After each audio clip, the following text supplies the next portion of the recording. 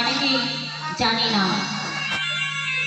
অনেকে কি করে, উপবাস করে আর কি করে, মাথায় তেল মাখে না, চুল আঁচড়ায় না, আর এমন ভান করে থাকে যেন তার কি কষ্ট হচ্ছে। আর সবাইকে কি করে, বলে বলে বেড়ায় না, এই আজকে আমাদের উপোস, আজকে আমাদের নিরামিষ। কি তো বলে না, এরকম বলে তো যে আজকে আমাদের নিরামিষ, কেন আজকে শুক্রবার, আজকে বুধবার, হ্যাঁ, এরকম অনেকে করে থাকে।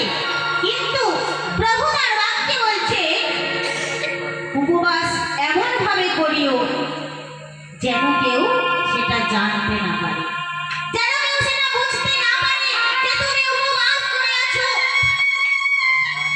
উপবাস করে থাকতে হবে, কিন্তু কাউকে বুঝতে দেওয়া যাবে না।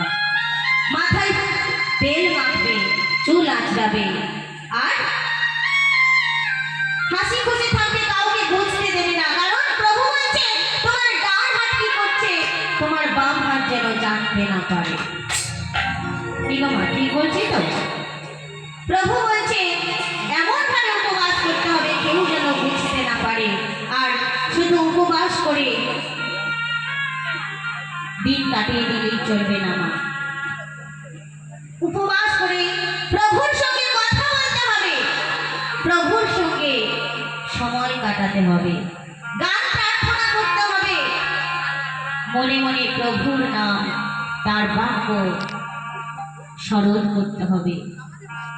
তবেই আমাদের সেই উপবাস সফল হবে গো মা। প্রভু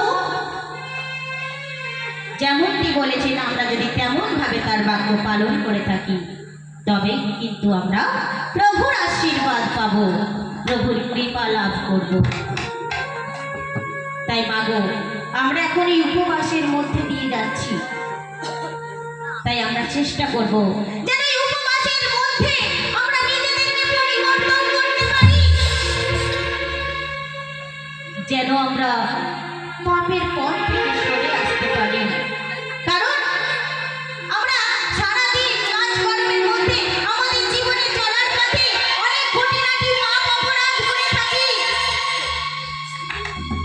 আমরা হয়তো সেটা জানি না। মা, চলার পথে কত পাপ করছি আমরা হয়তো বুঝতে পারি না, কিন্তু প্রভু সেই ঊর্ধ্ব থেকে দেখছে আমার সন্তানরা কেমন ভাবে জীবন যাপন করছে।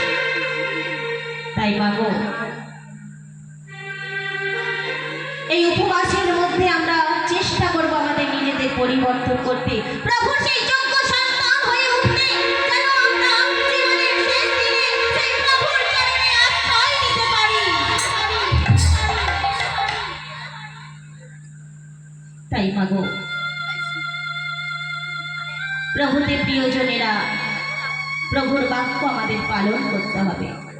প্রভু যা বলেছে, যেমনটি বলেছে, সেই বাক্য অনুযায়ী আমাদের জীবন যাপন করতে হবে, তবেই আমরা পাব মুক্তি।